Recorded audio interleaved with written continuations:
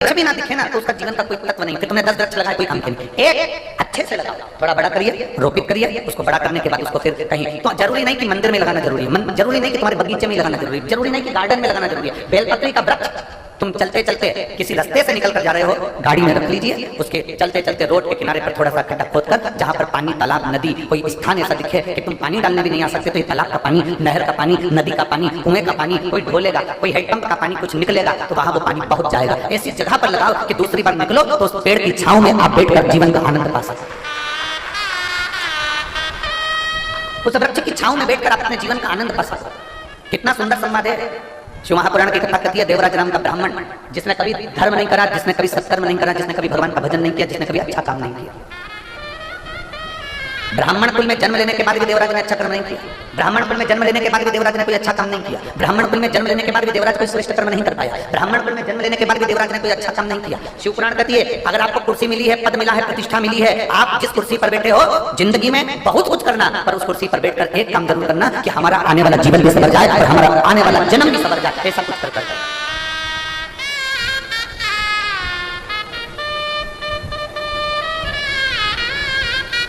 आने वाला जीवन भी सवर है। वो मूल है, आने वाला जीवन सवर।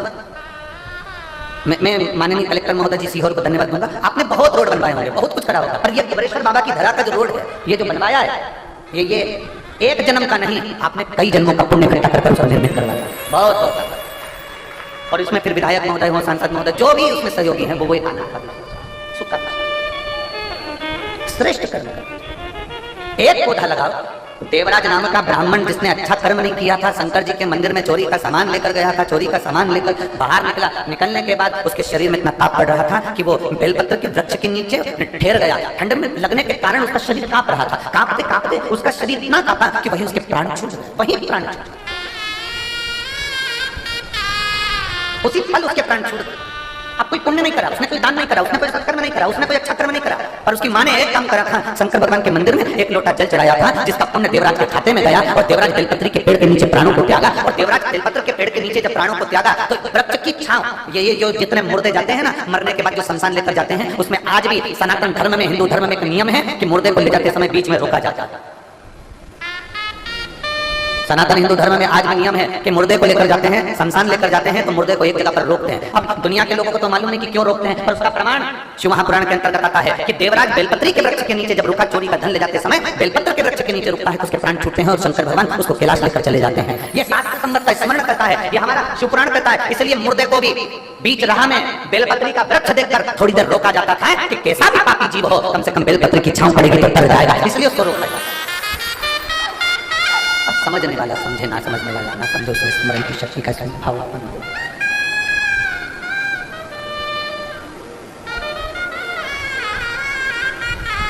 कुछ कुछ जीवन के सूत्र ऐसे हैं जो हमारे जीवन में उन्नति की ओर हमको लेकर चले जाते हैं। कुछ कुछ सूत्र हमारे जीवन के ऐसे, कुछ अच्छा करते। जैसे कल माननीय मंत्री महोदय आए थे, करण सिंह जी वर्मा जी, राजस्व मंत्री, उन्होंने कहा कि एक रोड और निर्माण होगा कुबेरेश्वर धाम के लिए। बड़ी साधुता है, एक बार जोरदार ताली बजाओ उनके लिए, बड़ी साधुता।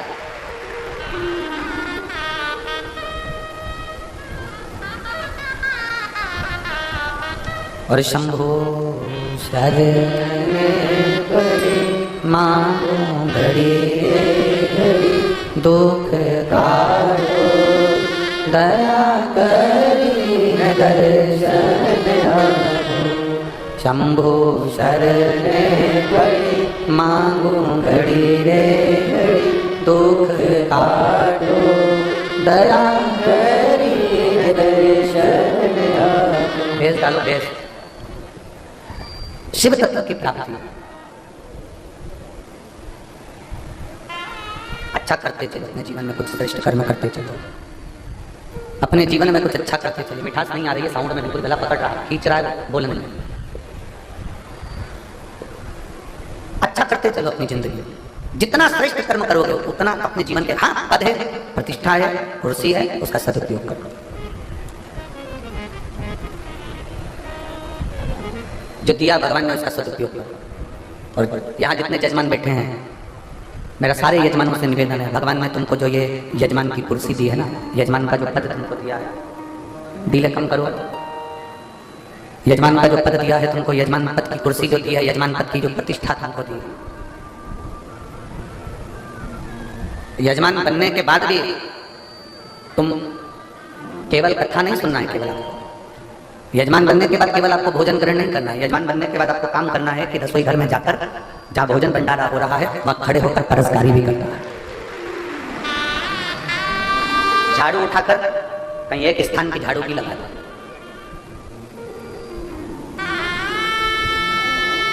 एक 5 रुपए की बाटल खरीद कर दूसरे को पिलाना भी। अपना भोजन करने से पहले अपने साथ अगर कोई 5-10 लोग आए हैं या कोई दूसरा भी बैठा है तो पहले उसको थाली देना है कि तुम जीनो, मैं मेरी लगा कर लाता हूं, मैं बैठ जाऊं।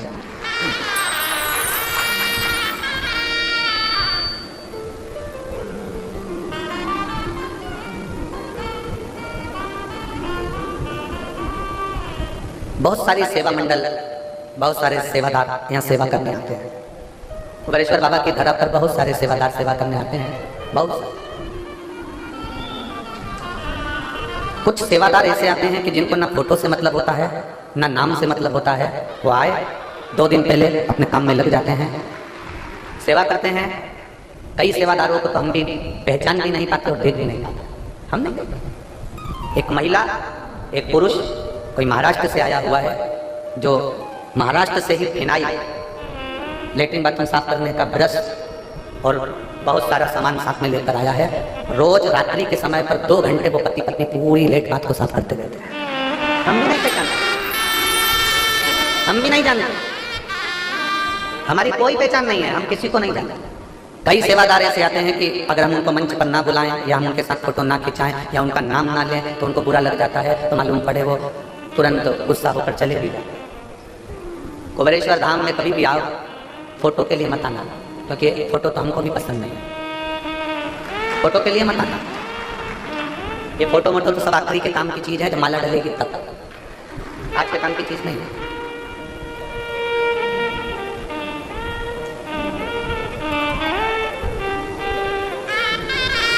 आप मानेंगे नहीं, आप मेरी बहनें हैं, बेटियां हैं, मेरे जीजाहुन बैठे हैं, मेरे भाई बैठे हैं, हमारे पास बहुत सूचना आती है। बड़े बड़े आयोजन होते हैं, गुरुजी कोई किसी को बुला रहा है, कोई किसी को बुला रहा है, कोई किसी को बुला रहा है, कोई बहुत इनको बुला रहे हैं, कोई उनको बुला रहे हैं। आप किसी को क्यों नहीं बुलाते? हमने कहा हमने जिसको बुलाया वो आ जाता है, बस उतना काफी है। जिसको बुलाया है, जिसकी प्रतीक्षा जिंदगी भर है और मरते दम तक प्राण छूटेंगे उस समय तक उसकी प्रतीक्षा करेंगे कि एक बार तो अंतिम समय में दर्शन देने मेरे सामने वो आए। दुनिया को बुला कर क्या उसने उसको बुलाया, उसने उसको बुलाया, तुम किसी को ना बुला रहे। हम तुझसे मिलने के लिए तेरी कसम, तुझसे मिलने के लिए तेरी कसम, एक मुलाकात जरूरी बहुत। ओ तुझसे मिलने के लिए तेरी कसम, एक मुलाकात जरूरी। अंत समय में भी बस वो दीदार हो, कुछ केवल वो दीदार और कुछ।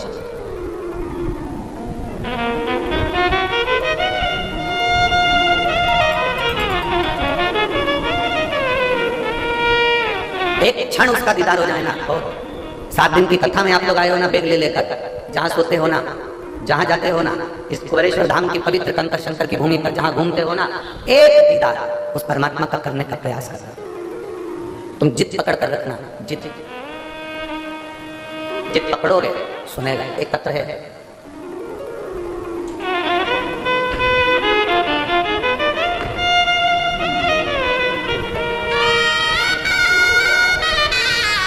मैं पूजा वर्मा, दीपक वर्मा, कोटा राजस्थान से आए। हाथ मिलाइए एक बार, श्री शिवाय आप ही हैं, दोनों हाथ मिला दो। मैं पूजा वर्मा, दीपक वर्मा, कोटा राजस्थान से है। एक लोटे जल का मैं क्या वर्णन करूं गुरुदेव? चोंगे जैसी आवाज आ रही है, उसको सेट करो, थोड़ा सेटिंग मिलाइए तब होगा। मेरे बेटे को 2020 में उसकी किडनी खराब है, समस्या। डॉक्टरों ने कह दिया इसको किडनी को बदलना पड़ेगा, किडनी ट्रांसप्लांट करना पड़ेगा। बहुत तकलीफ आ गई, आंखों में अश्रु भरा रहता, रोते, बेटे की हालत देखकर तकलीफ होती। करें तो करें क्या? अब किडनी को बदलना है और डॉक्टर कह रहा है कि वो करना, करें क्या? तब भोलेनाथ की कथा आपकी सुनना प्रारंभ करी और मैं, दूसरे ने मुझे बताया कि कथा आती आस्था चैनल पर, वो सुना था। हमने कथा सुनना प्रारंभ करी, बाबा पर भरोसा करा, पशुपति व्रत किया, जल चढ़ाकर बेटे को दिया, बेलपत्र लाकर खिलाना प्रारंभ किया। ठीक नहीं हुआ, पर आप कहते हो भटकना नहीं, विश्वास पक्का रखना, सुनेगा जरूर। थोड़ी फाइल मोटी हो सकती है पर फाइल निपटाएगा जरूर, ये पक्का। हमने भी नहीं छोड़ा उसका दरवाजा, हम नहीं छोड़ा उसका द्वार, हमने नहीं छोड़ा, लगे रहे उसके दरवाजे पर। और बाबा की ऐसी कृपा हुई गुरुदेव कि जो किडनी बदलना थी, हमने उसको जल पिलाकर, बेलपत्र खिलाकर, हमने बाबा की फिर 1 महीने बाद जांच कराई तो पता चला कि उसकी किडनी ने काम करना प्रारंभ कर दिया। अब उसे किडनी बदलने की जरूरत नहीं।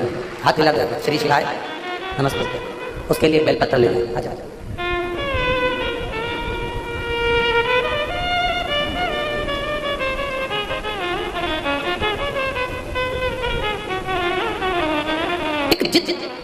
परमात्मा से मिलने की होना चाहिए, जिद उस परमात्मा को पाने की होना चाहिए।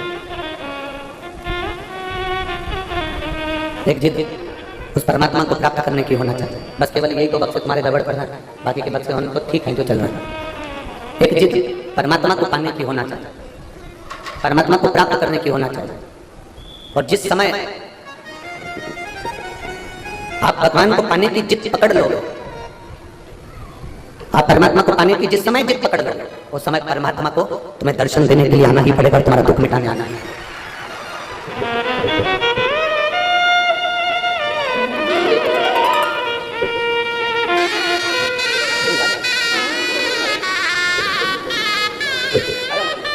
एक भरोसा कड़ी रखिए, विश्वास कड़ी रखिए। जितना भरोसा कड़ी रखोगे, जितना विश्वास कड़ी रखोगे, जितना भरोसा कड़ी रखोगे, जितना विश्वास कड़ी रखोगे, उतना ही जीवन में एक सुख का अनुभव होगा, एक आनंद का अनुभव होगा।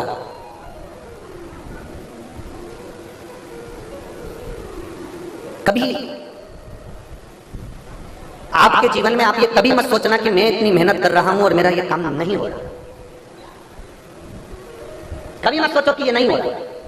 इतनी लगनता से काम करो, इतनी मेहनत करो, इतनी विद्या अध्ययन करो, इतना पढ़ो, इतना पढ़ो, इतना विद्या अध्ययन करो, इतनी मेहनत करो कि जो ठप दुकान है जो कभी नहीं चलती, उसमें दिन रात मेहनत करो, वो दुकान भी एक दिन चल जाए। कर्म करो ही नहीं और फल की इच्छा लेकर बैठ जाओ तो ये श्रेष्ठता नहीं है। मेहनत करिए, उसका फल जरूर मिलेगा। कर्म करिए, उसका फल जरूर मिलेगा। आप जितना मेहनत करेंगे, जितना कर्म करेंगे, उसका फल आपको अवश्य प्राप्त होगा, अवश्य। उसका फल आपको अवश्य मिलेगा, बस मेहनत में बल लगा। अब जितनी मेहनत तुम दुकान में कर रहे हो कमाने के लिए, जितनी मेहनत तुम बेटी के संबंध को पक्का करने के लिए कर रहे हो, जितनी मेहनत तुम लड़के के लिए लड़की ढूंढने की कर रहे हो, जितनी मेहनत तुम मकान बनाने में कर रहे हो, जितनी मेहनत तुम प्लाट खरीदने में कर रहे हो, जितनी मेहनत तुम रिश्तों को जोड़ने में कर रहे हो, जितनी मेहनत तुम कपड़ा बनाने में कर रहे हो, जितनी मेहनत तुम जेवर आभूषण बनाने में कर रहे हो, जितनी मेहनत तुम कुछ सामग्री बनाने में कर रहे हो, जितनी मेहनत तुम रोटी बनाने में कर रहे हो, उतनी मेहनत तुम्हारी उस परमात्मा को पाने के लिए भी होना चाहिए कि मुझे मिले। वो मेहनत तुम्हारी होना चाहिए।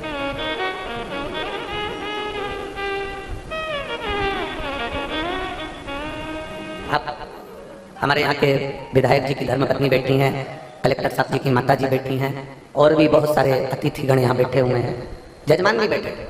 और इन सब अतिथिगणों से और सीहोर में भी जाकर पूछना, इतने सारे अतिथि हैं, इतने सारे बहुत सारे धनपति करोड़पति सब शहर के अंदर भी रहते हैं। कभी किसी से पूछना कि कुबेरेश्वर धाम की कोई पत्रिका, रुद्राक्ष उत्सव की कोई पत्रिका, कोई लेटर आपके पास में पत्रिका के रूप में कभी जिंदगी में आया है? पूछना कभी जाता है।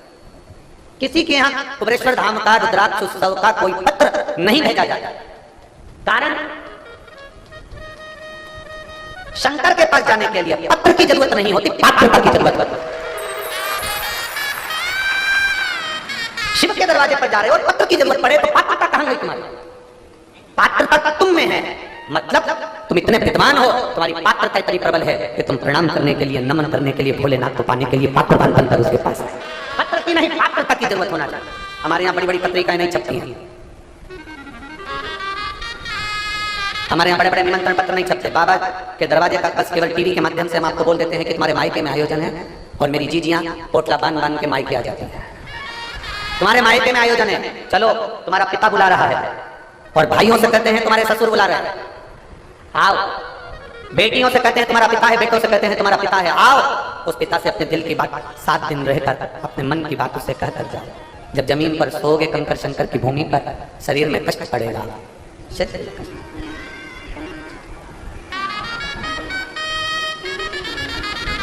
शरीर में कष्ट पड़ेगा, और शरीर में कष्ट पड़ेगा। पांव दुख रहा है, पीठ दुख रही है, शरीर में कष्ट है, आप रात में करवट बदल रहे हैं, थोड़ा सा दर्द हो रहा है, आप किससे कहें? जो कंकर पर सोए हो वो कुबेरेश्वर धाम का शंकर है, वो आपके दिल की आह सुनकर आपको ठीक कर कर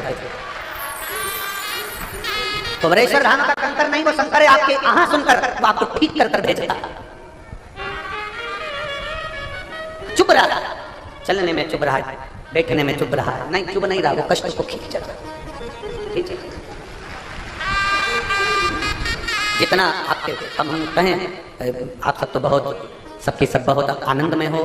12 ज्योतिर्लिंग में से नागेश्वर की कथा का स्मरण हम कर रहे हैं। वैश्य और वैश्य की धर्मपत्नी के घर औलाद नहीं, उसने एक बेलपत्री का वृक्ष का काम किया, बेलपत्र का वृक्ष लगाना प्रारंभ किया। बेलपत्र का वृक्ष लगाते लगाते लगाते लगाते शिव की कृपा एक दिन ऐसी हो गई कि पत्नी का गर्भ ठहर गया, और उसके गर्भ से बेटे ने जन्म ले लिया। बेटे ने जन्म लिया जिसका नाम रमेश हुआ। बेटा जन्मा, उसका नाम रमेश हुआ।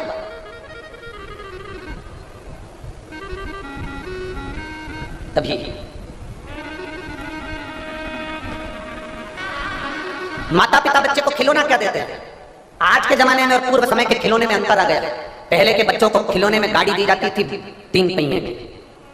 पहले के समय के खिलौने में बच्चे को झुनझुना दिया जाता था। पहले के समय के खिलौने में गेंद दी जाती थी। आज के जमाने में माँ बाप अपने बच्चे को खिलौने की दुकान पर ले जाएं और खिलौने की दुकान के सारे खिलौने रख दिए जाएं, तो आज की औलाद झुनझुना नहीं उठाती, सामान नहीं उठाती, केवल बंदूक उठाती है।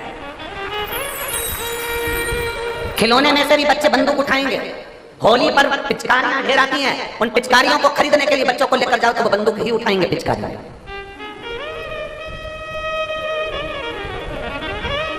और माता पिता भी इतने प्रसन्न होते हैं और बंदूक दिलाने का प्रयास करते हैं, बड़ी बंदूक दिलाओ, बड़ी छोटी बंदूक दिलाओ। और मालूम पड़े दिवाली आई तो दिवाली में भी तमंचा भी बंदूक का था। टिकड़ी फोड़ने के लिए बंदूक का इस्तेमाल हुआ। पहले के समय में टिकड़ी फोड़ने के लिए बंदूक नहीं आती थी, इतनी बड़ी स्लिप आती थी, उसमें दबाते थे, चक्के से बोल जाते थे, फूट जाते थे। एक सिल पत्थर दे दिया जाता था, जमीन पर रखा, फोड़ते जाते पत्थर में चट चट करेगा। अब बंदूक पकड़ा दी जाती है। कहां गए हमारे संस्कार? कहां गए?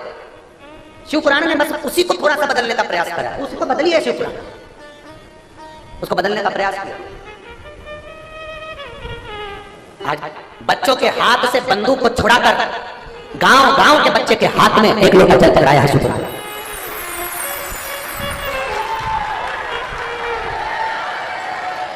शिव पुराण ने उस बंदूक को छुड़ाकर एक लोटा जल पकड़ाया।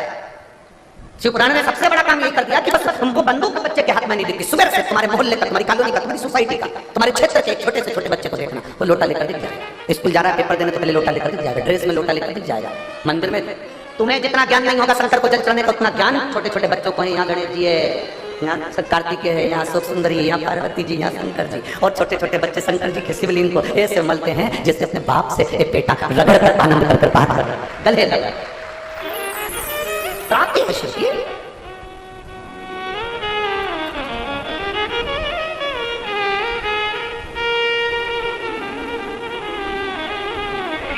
हम भूल गए। और क्या दे सकते हैं हम बाबा देवादिदेव महादेव? आप जरा विचार करिएगा, आपकी या हमारी कोई सामर्थ्यता नहीं है कि हम भगवान शंकर को कुछ दे सकें। वो कहते ना, तेरी पूजा में देवता की पूजन और मेरे क्षेत्र में, ये उसको ठीक नहीं लगा। अभी कल हमने कथा में कहा था, जिसके घर में शंकर का शिवलिंग नहीं है उसके घर का पानी भी नहीं पीना चाहिए। प्रयास कर दो, जिसके घर में शंकर का शिवलिंग नहीं उसके घर का पानी नहीं पीना चाहिए। जिस गांव में, खेड़े में, क्षेत्र में, कॉलोनी में, सोसाइटी में जहां शंकर भगवान का शिवलिंग विराजमान नहीं है, वहां का विकास नहीं हो सकता।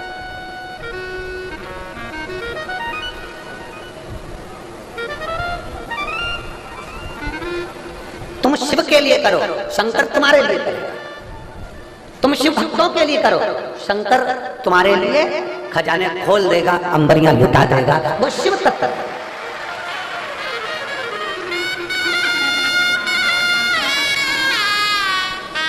हम क्यों कहते हैं कि जितने भी भक्त लोग आए हैं, कृपया सेवा करा करो। बन जाए तो बिस्कुट खिला दो किसी को, किसी के लिए कुछ लेकर आ जाओ, किसी को कुछ पानी पिलवा दो, किसी को चाय पिलवा दो, किसी को कुछ बन जाए करो।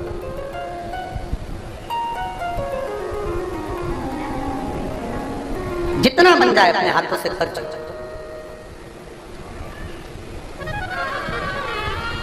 कुछ कुछ माताएं तो ऐसी बैठी हुई हैं, कुछ भाई लोग ऐसे हैं जो 5 कथा का संकल्प लिया है, किसी ने 7 कथा का संकल्प लिया है, किसी ने 3 कथा का संकल्प। और बाबा सुनता भी। एक पत्र है, देखिए इस पत्र में उसने लिखा, जिसका बेटा मिलिट्री में, आर्मी में उसकी नौकरी लगी है। मेरा नाम रामकली निरपत कुर्मी है, मैं तहसील खुरई, जिला सागर, मध्य प्रदेश की निवासी हूँ। कहीं बैठी हो तो हाथ हिला सकते हैं। आप ही हैं? श्री शिवाय, नमस्ते, बधाई आपको। आपका बेटा राष्ट्र सेवा में जो लगा है उसके लिए साधुवाद है, धन्यवाद। मेरा बेटा कई साल से नौकरी की तैयारी कर रहा था, पर वहां कहीं नौकरी नहीं लगी उसे। तब आखिरी में मैंने मेरे बेटे से कहा कि मैं पशुपतिनाथ का व्रत करती हूँ। चोंगे जैसी आवाज आ रही है बाबा। मैं पशुपतिनाथ का व्रत करती हूँ, तुम भगवान शंकर की भक्ति करो, शिव की आराधना करो, शंकर की उपासना करो, शंकर का स्मरण करो और तैयारी करो। वो महाराज कहते हैं कथा में कि तुम डट के मेहनत करो, अपना कर्म करो, फल मेरे महादेव पर छोड़ दो। मेरे बेटे ने कहा कि हो तो हो नहीं रहा सिलेक्शन। क्या मतलब? क्या व्रत करने से क्या सिलेक्शन हो जाता है? कथा सुनने से क्या सिलेक्शन हो जाता है? करें तो करें। अब बेटे ने मेरा कहना मानकर भगवान शंकर की भक्ति करना प्रारंभ करा। जिस दिन उसने फॉर्म भरा, फॉर्म भरने के बाद जिस दिन उसने कंपटीशन एग्जाम के लिए उसको जाना था, मिलिट्री का उसने फॉर्म भरा था, इंडियन आर्मी का फॉर्म भरा था। और बाबा की कृपा ऐसी हुई कि बाबा ने ऐसी करुणा कर दी कि मेरे बेटे ने शंकर भगवान की आराधना कर कर, बेलपत्री पर शहद अंकित कर कर और भगवान शंकर को 1 लोटा जल चढ़ाकर फॉर्म भरा। और बाबा की कृपा से उसका सिलेक्शन हुआ, मेडिकल और दौड़ के लिए उसके लिए आया खबर।